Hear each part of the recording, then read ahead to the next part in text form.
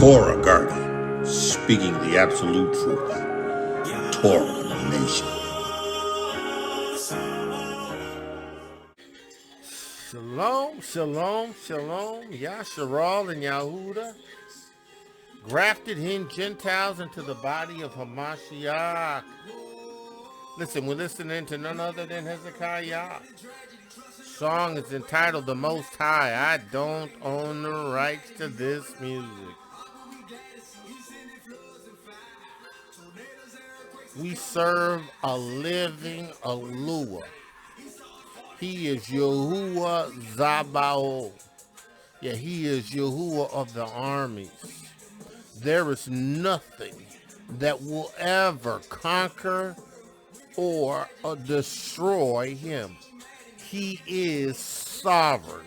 There is nothing, no power, no entity, nothing that's going to usurp authority over Yahuah. He is the Most High, and he alone deserves all reverence. I thank Yahuah for Yahusha HaMashiach. I recognize that Yahuah and Yahusha are one.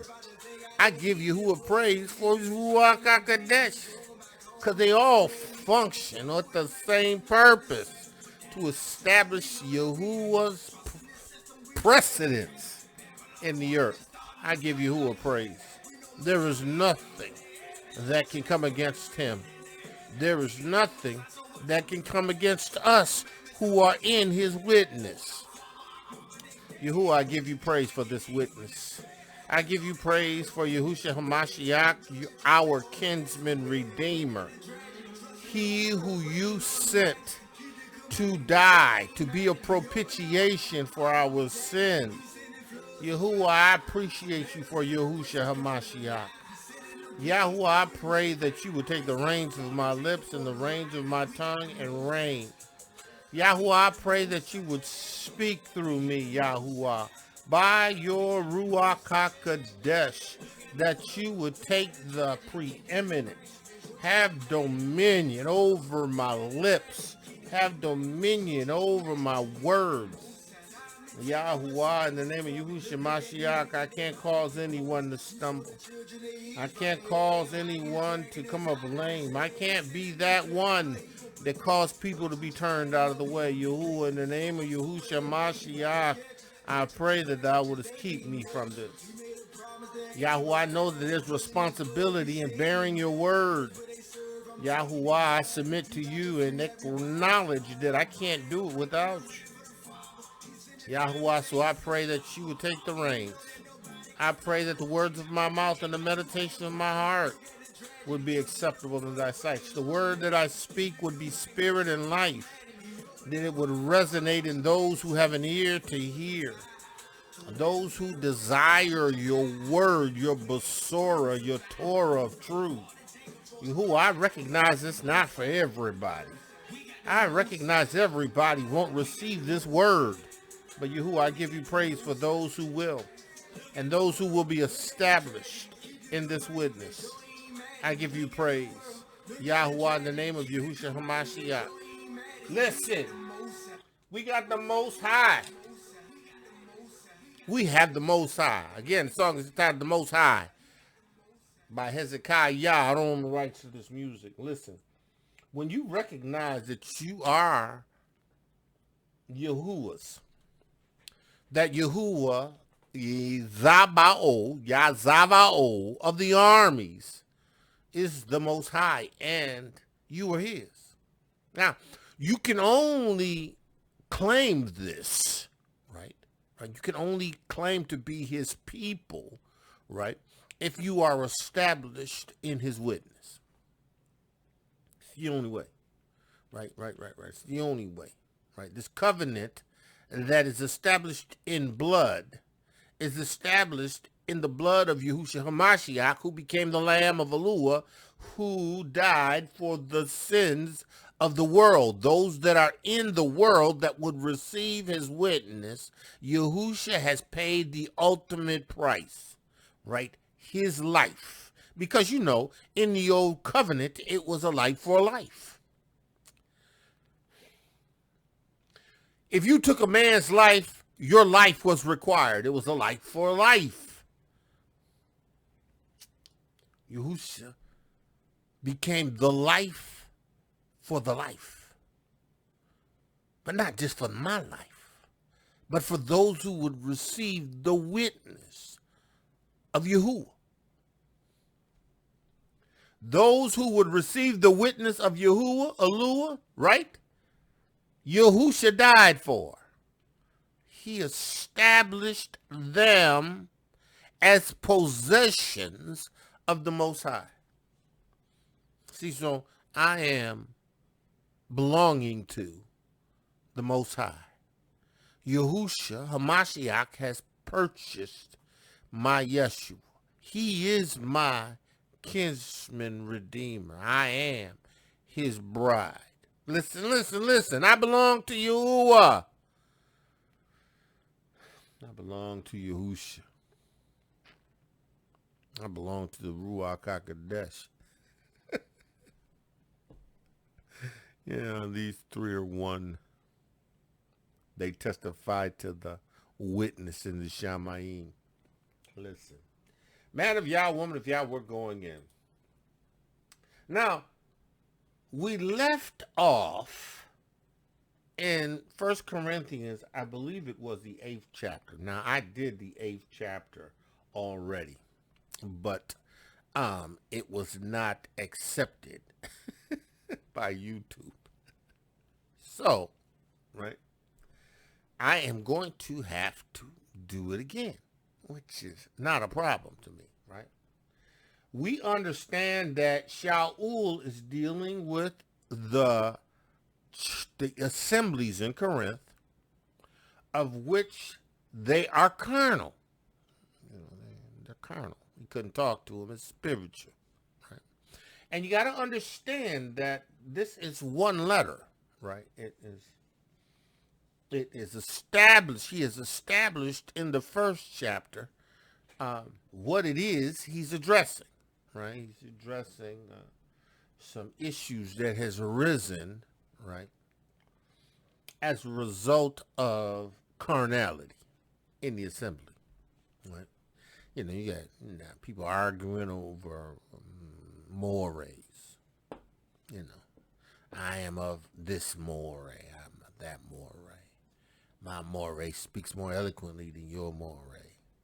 Yeah, my more is more persuasive than your more. You know, right? Instead of dealing with real spiritual issues, like the brother who has taken his father's wife, which is commonly reported, right? You're so caught up in stuff that doesn't matter. You should have been moving in the Ruach HaKodesh and dealing with this matter. But, you know, Shaul says, okay, I understand, but I'm going to deal with you and deal with it, right? Because you are yet carnal. You're not spiritual, right? Yeah, you have the Ruach HaKodesh. Yeah, you move in the gifts. Oh, yeah, you moving in the gifts of Yahuwah's Ruach, but you're carnal. Right?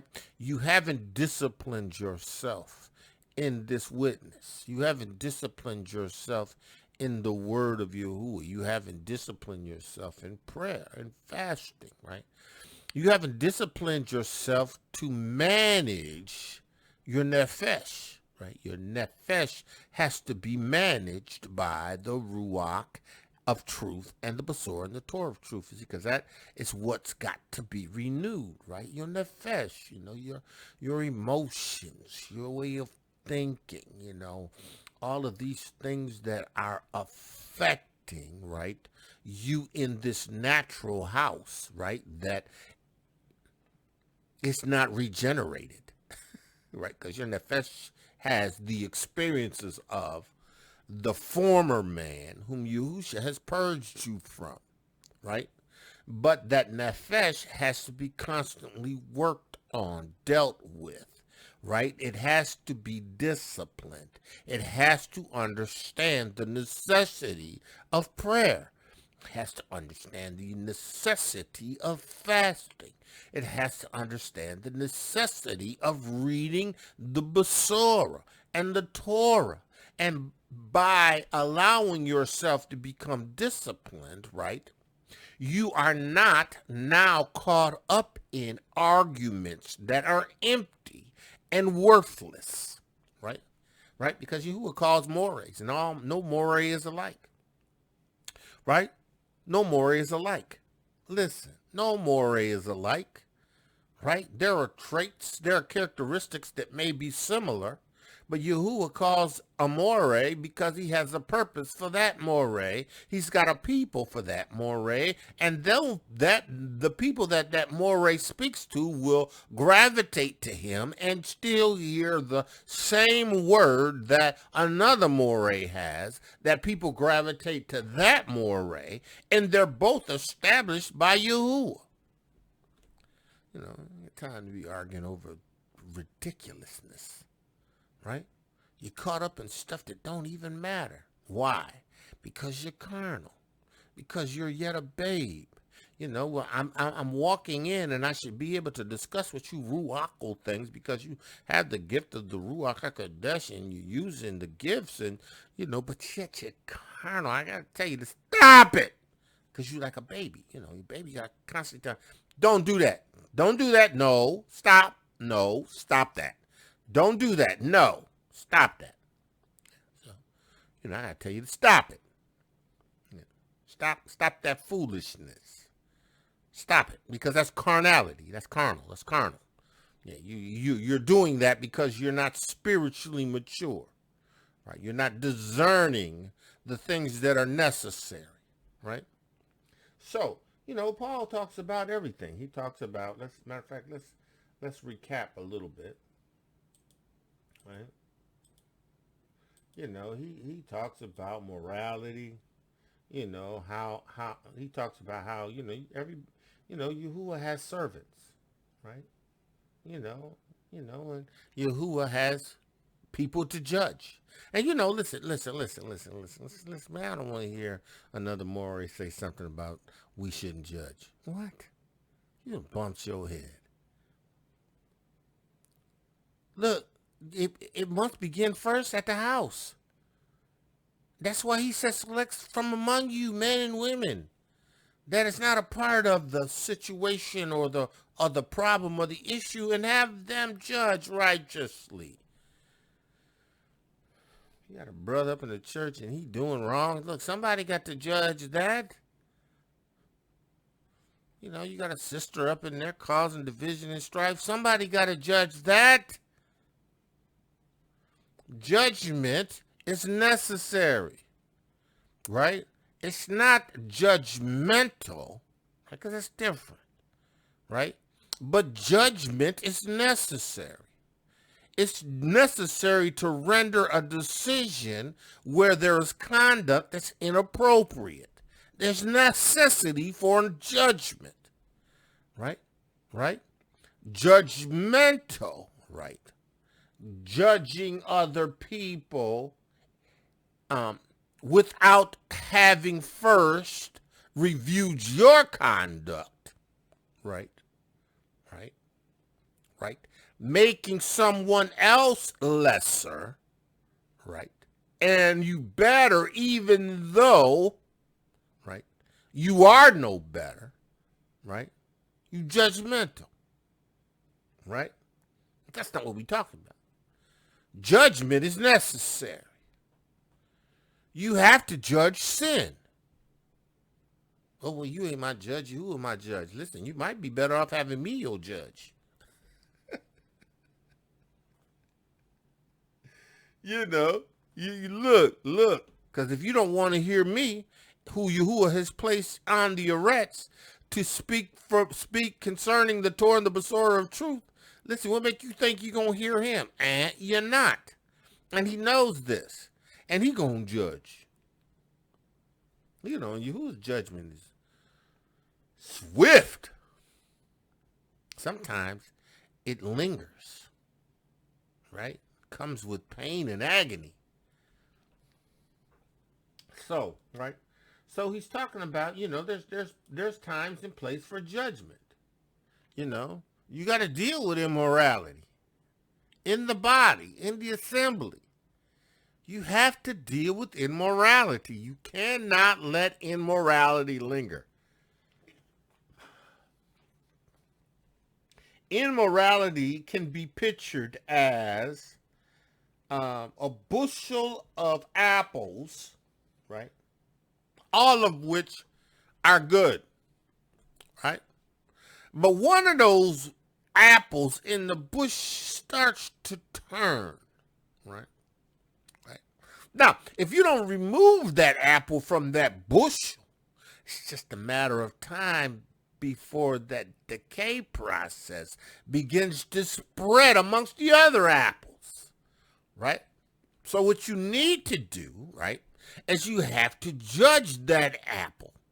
Take it out of the group, right? Right? Now, depending on how bad that apple is starting to turn, right, you can cut portions of that apple out and still have that apple to be consumed, right? Right? It still has value. But you have to deal with what's in that apple, that little brown part, right? Now, in the body, in the assembly, you have to deal with sin, right? And you need to find people amongst the assembly that you can identify, and that in identifying them, you can have them make a decision and have those that are in the decision agree, depending on the matter. If it's civil, if it's a serious matter, of course, you want to go require serious, but there's little things that can be dealt with. But a serious thing, it still has to be dealt with. It's got to be repentance. You got to repent before you can be restored. You don't want to repent, then you get excommunicado. Can't be in the bushel. You can't be in the bushel. You got to deal with immorality in the assembly. Right, you got a little leaven. Messes everything up. Little leaven's a whole lump. You got to deal with it. Immorality. That's chapter 5. Chapter 6 is about lawsuits. Listen. And how, in the body of Hamashiach, listen, we ought to be able to handle things in the assembly. A little disagreements and arguments and, you be able to deal with them. Brother shouldn't be going to the law against brother. See, the assembly should be able to hold those that are in the assembly accountable. Right? This is where it should be in the awakening, which needs to be the quickening. Right? But in the quickening, right, yet still the awakening, right, there should be a judicial universal decision when it comes to dealing with issues amongst the assemblies. But got divisions.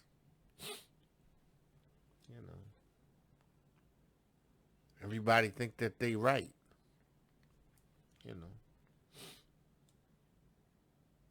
These things ought not be. We should have a centralized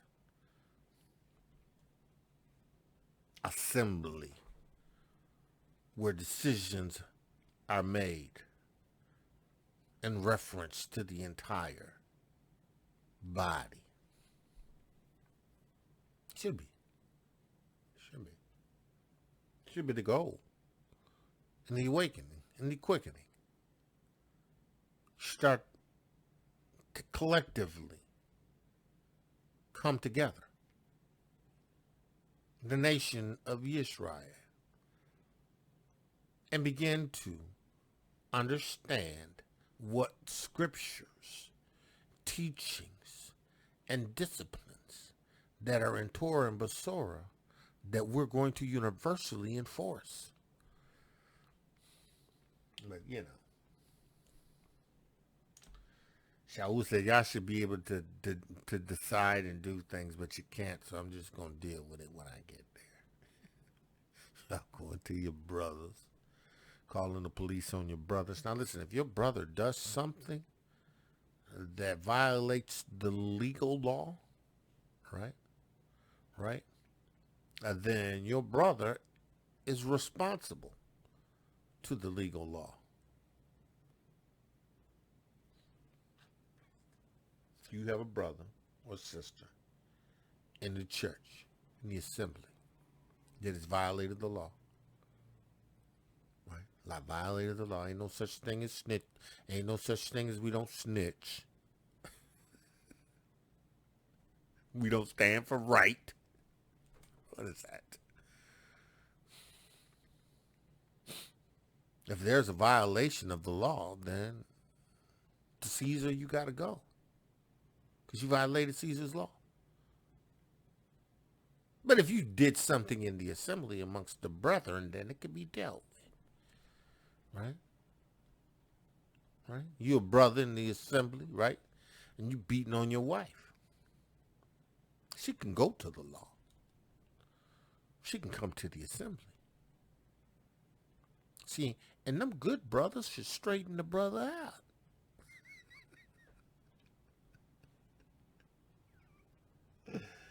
I don't hear me. Listen. You know, correct the behavior. You can't be beat up on our kotis. Right? Same thing with the kotis and akis. Can't be beating up on our akis. No. See, in the assembly, you have to respond decisively. And in a manner like that, swiftly. Yeah. You know, you just don't know the power of persuasion of the brethren. I know some of y'all gonna be like, what is he talking about? It's the truth. Gotta straighten some things out.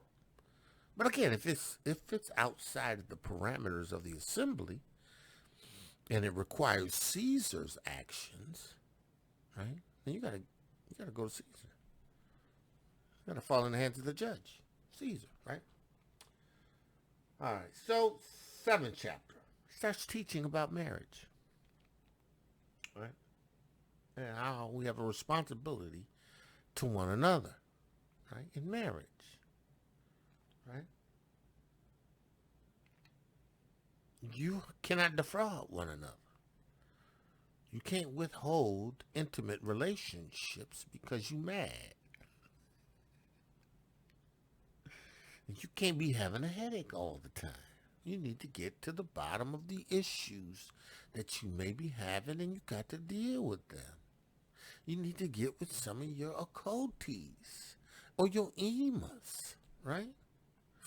Right? But if you're married, you have an obligation to not to defraud. Now, on the other hand, brew bruh, right? She has to render your due benevolence, but you need to understand that, you love her. You're committed to her. She ain't just your object of satisfaction, right? She's just not there to render due benevolence, right? Right? She's the help meet. She's suitable for you, right? And I guarantee you something. If you're communicating with her, if you're helping, you're assisting, you're doing those things that is necessary for her to help her in the house, right? Right? You working hard. You're bringing home the money. You doing what you need to do. Guess what? She ain't gonna have a problem with no benevolence. She ain't gonna have no problem with it, right? She don't have a problem with it, but she got a problem with you. You need to sit down and have a discussion with her, right? And if you and her can't work it out, you need to get an elder and an ema, right, that are seasoned in relationships, in their relationship, right, that to provide assistance and guidance, right, under the Ruach HaKodesh, right, that can help you in these matters. Understand yourself more. Understand her more. Get some brew. If you're doing what's right by her, she ain't gonna have a problem with due benevolence. And if she does have a problem with due benevolence, then there's something attached to it, something connected to it, something that may be attached to it that goes beyond you. Has nothing necessarily to do with you. It may have everything to do with internal pains, struggles, abuses, right? And with those things, she has to be coached. She has to be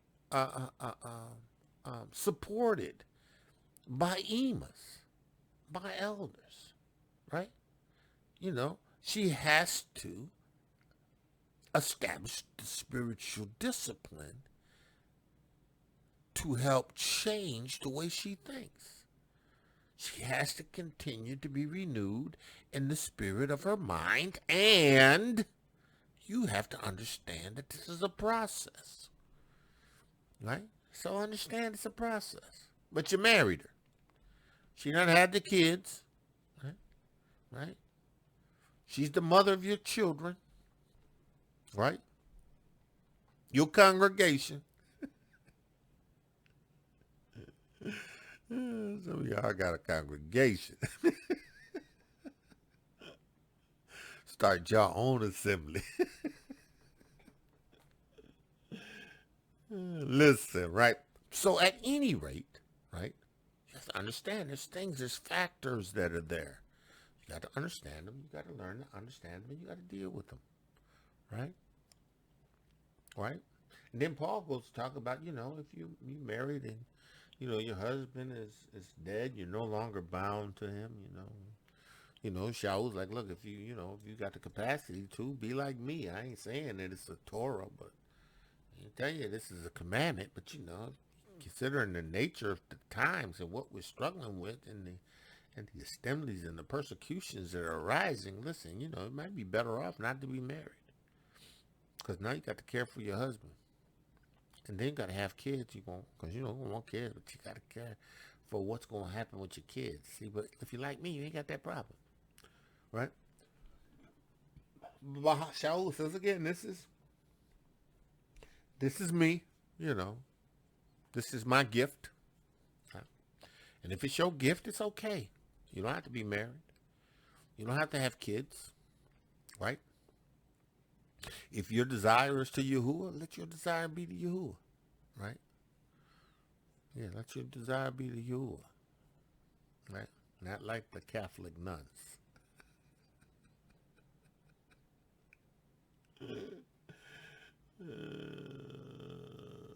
Not like the Catholic priest.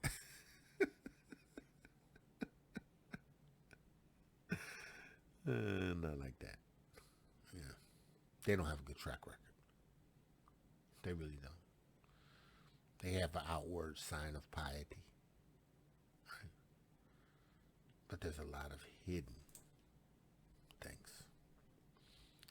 Hidden satanic things. Devilish things.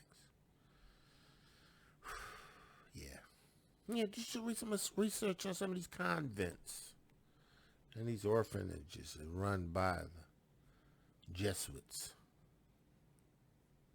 and the nuns. Okay. Moving forward. Chapter 8. Chapter 8 is where we left off, right? Now, Shaul is talking about idols. He says, now touching things offered unto idols, we know that we all have knowledge. We understand idols, right? We understand idols. We have knowledge, right? Right? But knowledge puffed up, knowledge puffeth up. But charity edifies. So you know what Shaul is talking about, right? Because you know, you're dealing with people who are carnal, right? You know, the whole idea of meat offered to idols, right? You know, some people, you know, I think it's Romans. Some people, they new in the faith, right? New converts, right? They have the Ruach HaKodesh, and they believe that, they only eat vegetables. You know? But those who are strong in Emunah, we eat meat. I don't know where these brews get this "we are vegetarians" from, right? I mean, like, how you gonna participate in Pesach? How you gonna eat the Passover lamb if you vegetarian? So you telling me Yahuah gonna have you violate a Torah because you supposed to be a vegetarian? Oh, well, we ain't supposed to kill anything. What? No, there's a proper method of killing, right? When you kill an animal, you drain its blood, and you cover that blood up in the ground, and that animal is used to harvest for food, right? Right? And or it is harvested for a sacrifice. So, what's the purpose of being a sheep herder?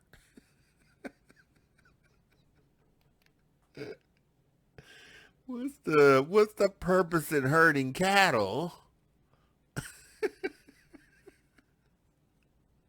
What value is it if it's not for consumption?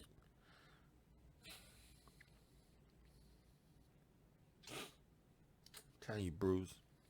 So, Shaul's like, that brother that's weak in Emunah, right? You got to deal with him and his weakness, right? I ain't gonna do anything to offend the brother who feels that he can only eat vegetables. Whereas me, I feel that, I can eat all things. I mean, when I mean all things, I ain't talking about unclean things. I ain't talking about pig. I ain't talking about crab legs. I ain't talking about king crab legs. I'm not talking about scallops. I'm not talking about oysters. I'm not talking about anything that's in the water that don't have scales. I ain't talking about that. I'm talking about anything clean. I can eat it. He said you can eat it. He said these are the things that you can consume. I mean, where do people? How do you miss that in the Torah? I don't know. So anyway, these people just they want to create their own Torah. They want to rewrite things. Man, it's in the book. Stop fighting it. If you want to make a choice, but don't make everybody your choice. Don't make your choice everybody's choice. Don't go preaching your choice. All we supposed to do is eat vegetables. Yeah, okay. In the original righteous sense, in our purified, sanctified bodies, Adam and Havah had, they eat the fruit of the tree. And listen, I guarantee you the fruit of the tree was all sufficient. He was still in the ground. So whatever he was harvesting was good. Right? Come on, man. Come on. Listen. So listen, I can't be puffed up because I understand. Right? I can't be puffed up. Right? See, I can't take meat that's offered to an idol. Right? In the presence of my brother who is weaker than me. And for him, it's going to cause him to stumble before Yahuah. Right? Because I know I can. I know I can eat this, man. I ain't worried about you. That's puffed up knowledge. Right? That ain't charity. That ain't love. Because charity says, okay, I understand and recognize the condition of my brother. I recognize where he's at in Emunah. Some of y'all brothers, some of these brothers, you can't be drinking wine in front of them. They've come from alcoholism. They weaken the faith. See, and watching you drink will cause them to elapse because now they got the idea that, okay, I can drink wine. Well, no, you can't drink wine because drinking wine for you progresses to an addiction, an ability not to stop, right? Right? It's a stumbling block for you. And see, if I love you, right? And that's what Ma'ak was talking about on the Shabbat, right? Loving the brother. If I love you, I'm going to give to you, right? I'm going to share what we gather together of the tithe so that the poor and the needy can have, right? But listen, the idea is that it's the brethren. So, you're a brother, man, right? You know he can't handle that. So don't do it in front of him, right? Don't cause that brother to stumble out. Don't do it.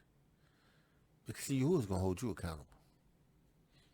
See, you don't want Yahuwah mad at you over your brothers falling away. And if any man thinketh that he knoweth anything, he knoweth nothing yet as he ought to know, right? So just because you think you know it, you think you know it all, you don't act like you know it all because you just don't, right? But if any man love Yahuwah, right? Because it's about the love of Yahuwah. It's about, and again, only people that's going to be able to do this is people who are in the witness of Yahusha. If you ever see the witness of Yahuwah, Mashiach, forget it. This ain't going to work for you. You're going to do what you want to do, and you're going to do it when you want to do it. Right, but if you're in the witness of Yahuwah Mashiach, you've received Yeshua. You've been baptized in water in the Ruach HaKodesh. You have the witness of the Ruach, the water and the blood. You've received the Ruach HaKodesh, and these signs follow you because you believe. Right? You love allure. The same is known of allure. So you are known of Yahuah-Allure. You love Yahuah-Allure. You are known of Yahuah-Allure. He said, now concerning, therefore, the eating of those things which are offered and sacrificed to idols, right? So Shaul is like, look, man, you puffed up because, you're not considering your brother.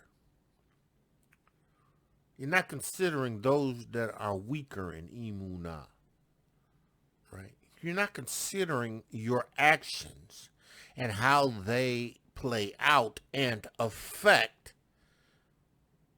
your brother, your sister, right? He says, now concerning therefore the eating of those things which are offered unto an idol, we know, we have knowledge, right, that an idol is nothing.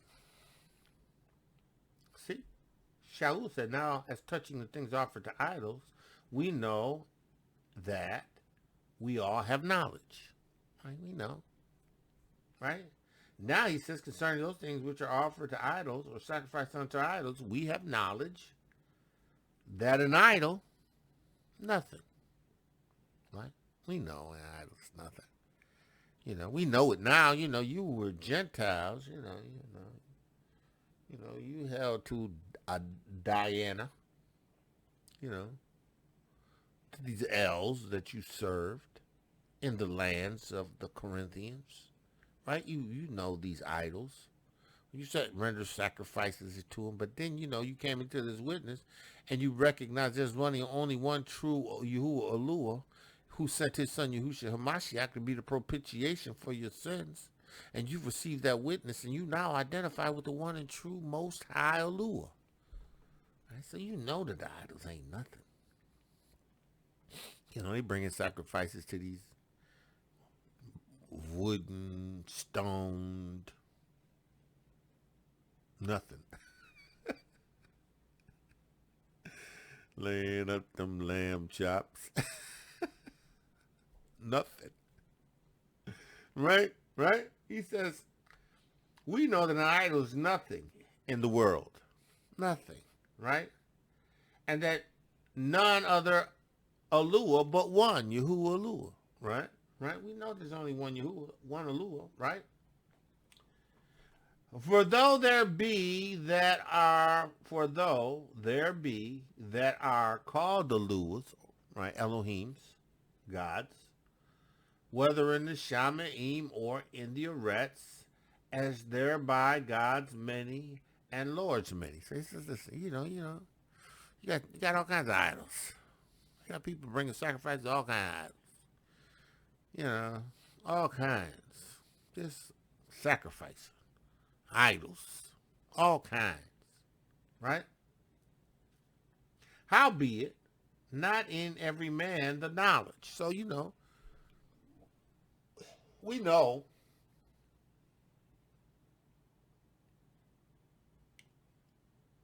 I skipped it. I skipped one. But though there be that are called gods, whether in the Shamaims or in the Arets, as there be gods many and lords many. So we all understand that, right? It's a bunch of gods, right? But to us, one allure. We understand that. It's one allure. The Abba, of whom all things, and we in him, and one Yahuah-Yahusha the Mashiach, by whom all things, and we by him. So listen, we understand that there's one Yahuah. He's Abba. He's Father. And do we understand there's one Yahuah Mashiach, the son of allure? Right. And because of him, we are who we are in him, right? He says, by whom all things, which means he created all things, and we by him, and we have been established in this witness by him, right? Yahuah Mashiach, right? Now he says, howbeit not in every man this knowledge. Everybody don't have this knowledge, right?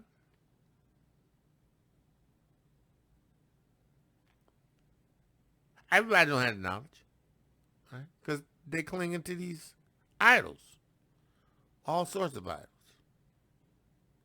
Idols for everything. Kissing rocks and stones.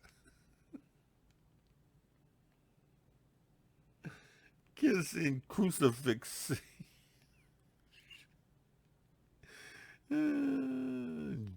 Jesus on their cross. They kiss it. Yeah, Jesus. Because Yahushua ain't on no cross. Yahushua's risen. Yahuah Mashiach, the son of Yahuwah, the Hebrew. He ain't on no cross. He says, howbeit, for some with consciousness of the idol unto this hour eat as a thing offered to an idol. Because, to this day, some people, they idol worshippers. And in their conscience, they eat it. In their knowledge, they eat it as unto an idol. Right? He says, howbeit not in every man that knowledge. For some inconscious, or some people who, conscious of an idol, right, unto this hour eat as a thing unto an idol, right? And their conscience being weak be defiled, right? Conscience being weak. They defile. Because see, listen, now, Shaul is talking about converts to a Mashiach who had participated in this eating of meat that offered to idols. And at that time, the idol was something to them, right? And now, because of their conscience and they're weak, they're not spiritually disciplined. They're not strong in emunah. They're not developed. They're yet babes. They're yet carnal, right? Right? It affects their consciousness, right? See, when we receive the witness of Yahuah-Yahusha the Mashiach, he cleanses us from all unrighteousness. We have been purged. The consciousness of sin has been removed from us. Torah is on the inside of us, but the memory of a thing still lingers. So in emunah, with the word and the Torah of truth, right? In our discipline, we evolve, right? We change, we grow, we mature into this man or woman who are no longer struggling with the consciousness of this thing. See, but initially, there's going to be some struggle. Right? And see, because I don't struggle with that, I can't be puffed up. Well, it ain't nothing to me. It ain't nothing to me. Right? Because I'm free. Right? Yeah, you established in the witness. You established in the word. You're a teacher of the Basora and the Torah. But listen, hold up, pump the brakes. You can't cause your brother to stumble.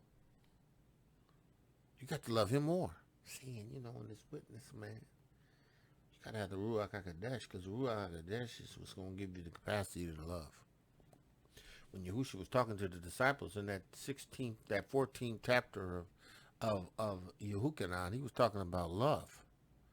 But Yahushua knew that they wouldn't be able to do that until they received the Ruach HaKodesh, the Comforter.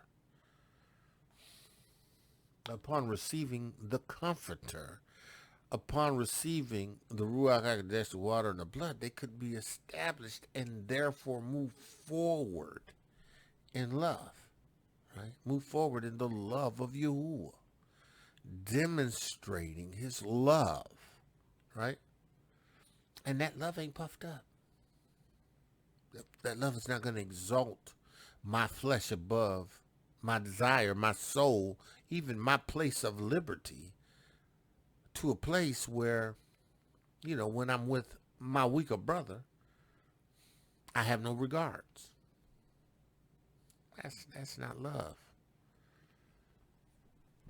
He said, listen, but meat condemneth us not to allure. Eat meat, they gonna condemn us to allure. Yeah. And they gonna condemn us to allure. Why? Because we're established in this witness. We're strong. We have emunah. We're disciplined, right? In our discipline, we have to understand that our weaker brother struggles, right? So he says this, but meat condemneth us not to allure. You don't care about us eating meat. He ain't going to be condemned, right? Neither if we eat are we better. It doesn't matter what we eat or whether we don't eat, right? So that brother this week that don't eat,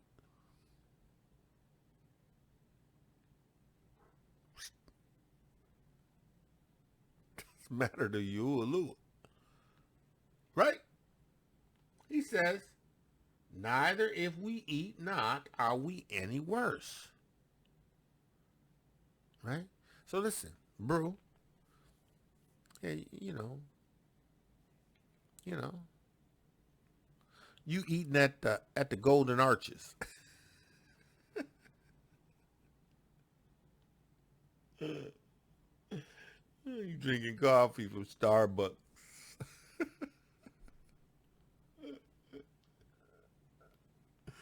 You eating meat at the House of Wendy's.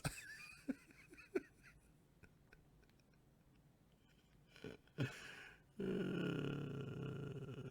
eating at the table of Burger Kings.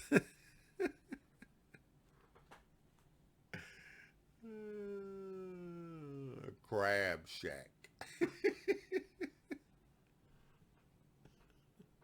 Listen, right? Crab Shack definitely is ixnay, right? But what is a Big Mac to you? What is Starbucks coffee to you? Right? What is a Wendy's triple to you?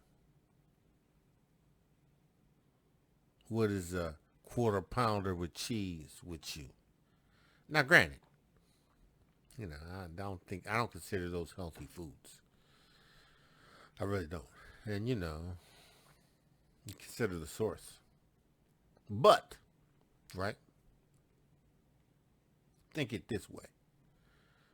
You whether you eat there, whether you don't eat there, it don't condemn you, right? Because you don't go there because you worship Wendy's. You don't go to Starbucks because you worship that woman with the snakes on her head. I mean, you go there to get a coffee because that's all it is to you, a coffee.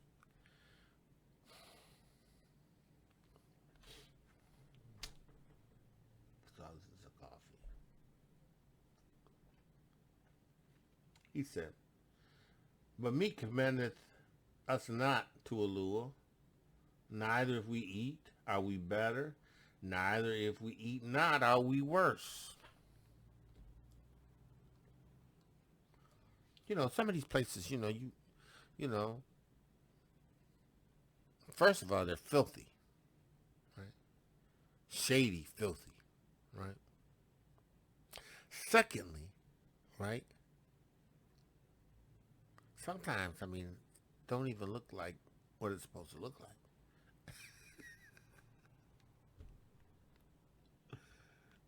You know,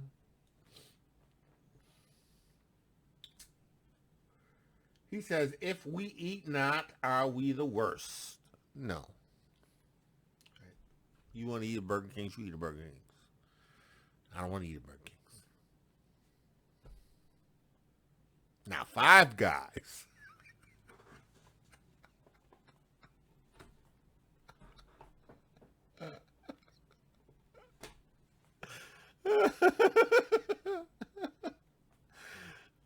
Yeah. Yeah. And these are the worst, right? He said, but take heed lest by any means this liberty of yours become a stumbling block to them the weak. I'm not going to allow my liberty to be a stumbling block to those that are weaker than me. I'm not going to allow my freedoms, my dinner at Five Guys.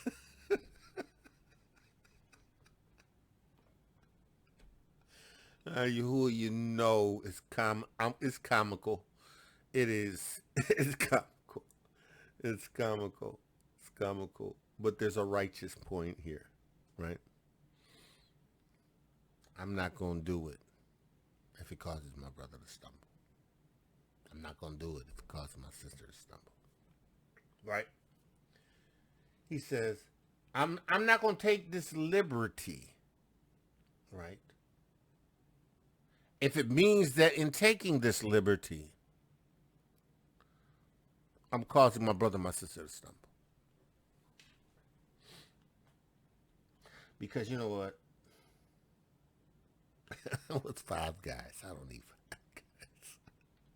I don't need Burger Kings. I don't need the Golden Arches. I don't need none of it. Especially if it means my brother stumbles. Because the objective is to get your brother established and strengthened so that he can grow and get to a place where, you know what? It means nothing to him either. But there's a place where he has to get. And until he gets to that place, his conscience is going to cause him to stumble. To them that are weak in emunah. Right? He says, for if any man see thee which has knowledge sit at meat in an idol temple, shall not he conscious of him with a weak is weak be emboldened to eat those things which are offered to idols? See, because if he weak and he comes from eating and idol worshiping eating, right? Is it not going to pull him back into that idleness, that idolatry? Is it not going to pull him away and draw him in back into that idolatry?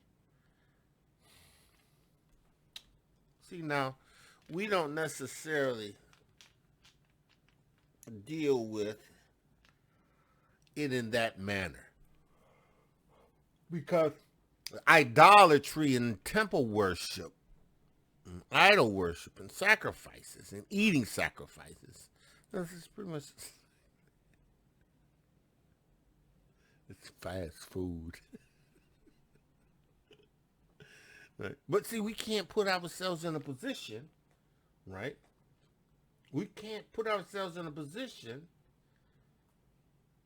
to cause our weak brother to be emboldened to return to eating meat offered to idols.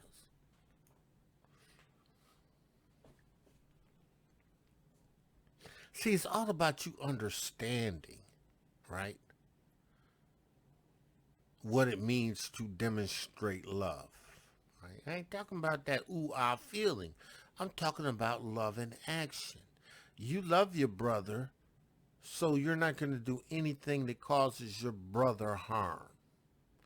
You're not going to do anything that causes your brother to stumble.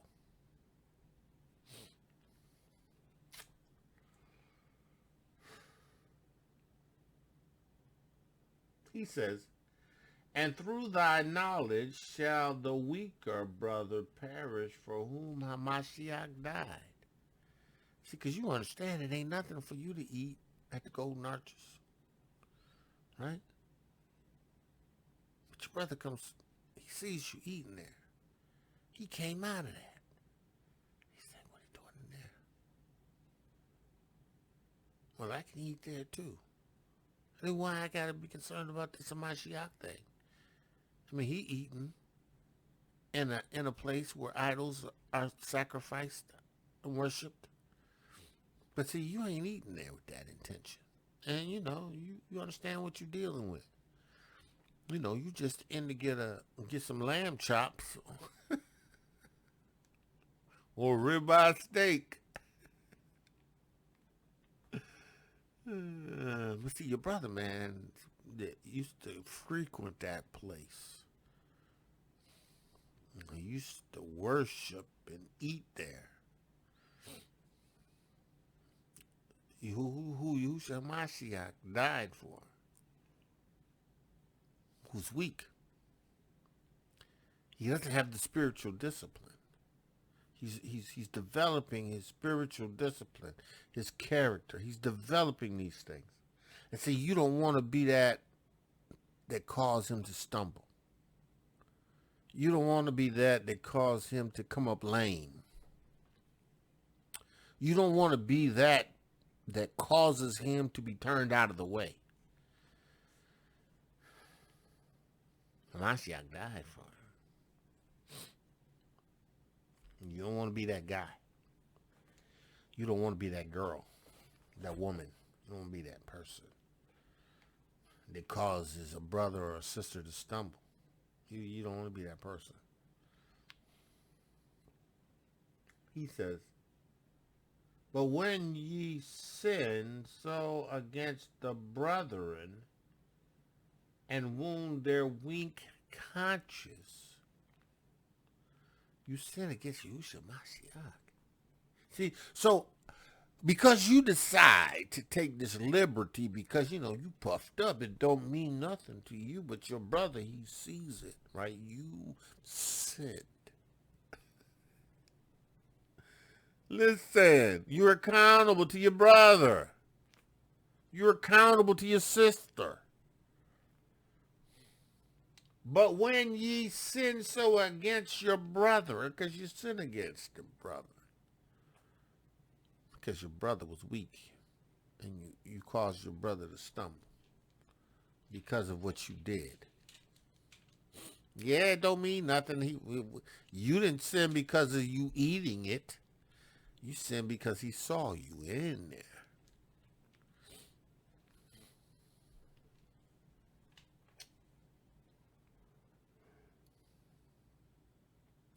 But when ye sin so against your brethren,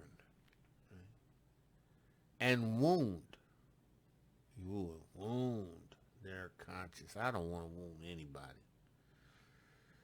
My prayer is that I don't wound anybody. I don't preach or teach. I want Yahuah to keep what I've committed, and I don't want to be that guy that ruins anybody, cause anyone to stumble, to cause anyone to be turned that way. I don't want to be that guy.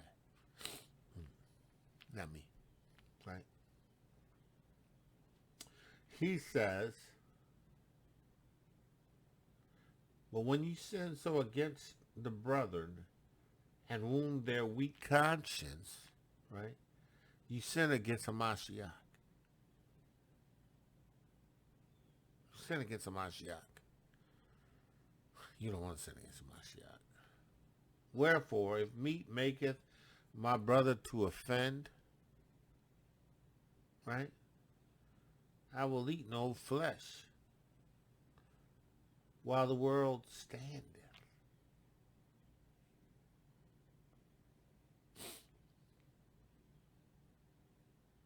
See,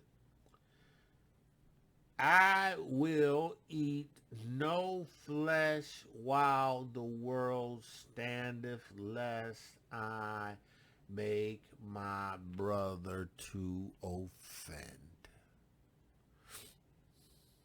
So you gotta know who you're among in the Kodashim. You gotta understand who you're among, even amongst your brethren and your sisters. You gotta understand that, you can't offend and walk away and say, well, that's them. I ain't got that problem. That's them.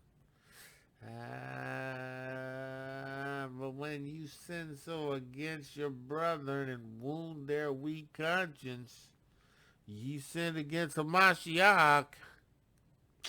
Hello.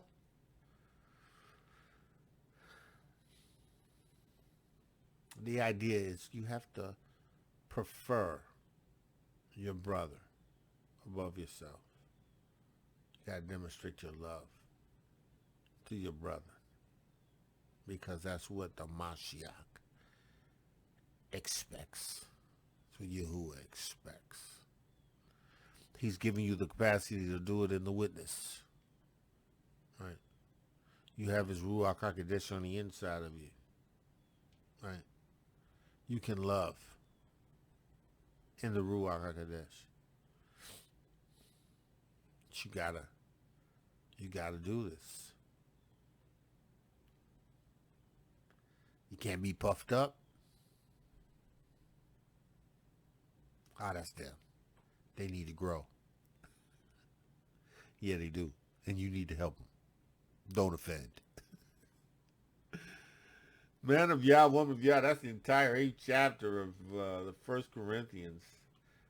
There's only 13 verses, but I believe Yahuah has done what needs to be done in reference to this text.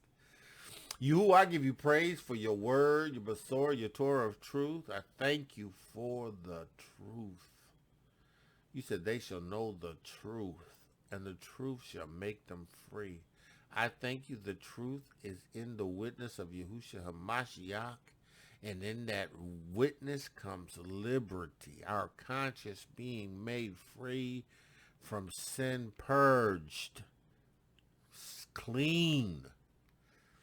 Yahuah, in the name of Yahushua HaMashiach, and yet in Emunah we still discipline our nefesh, our emotions, our way of thinking has to be transformed.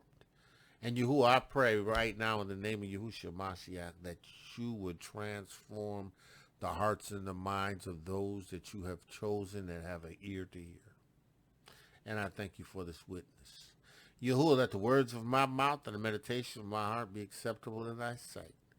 For you are my strength and my redeemer. In the name of Yahuah the Mashiach, I pray. Man of Yah, woman of Yah, that's it. That's all we got for today. I love the word. I love the Masorah. I love the Torah of truth. Receive the witness. Receive the witness. Man of Yah, call the greatness. Woman of Yah, call the greatness. Woman of Yahuah, beautifully and wonderfully made. Listen, hear the word of Yahuah. Receive the witness of the word. Receive the witness of the word. Walk in the Ruach HaKodesh. Be led by the Ruach HaKodesh. Listen. And the Ruach HaKodesh doesn't say stuff and doesn't act unseemingly.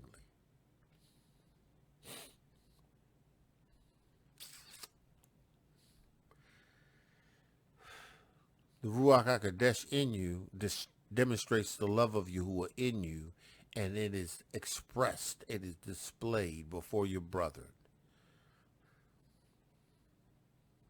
Okay, that's all I got. With that I say, man of Yah, one of the Yah, shalom, shalom, shalom, and be blessed. Torah Garden, speaking the absolute truth. Torah Nation.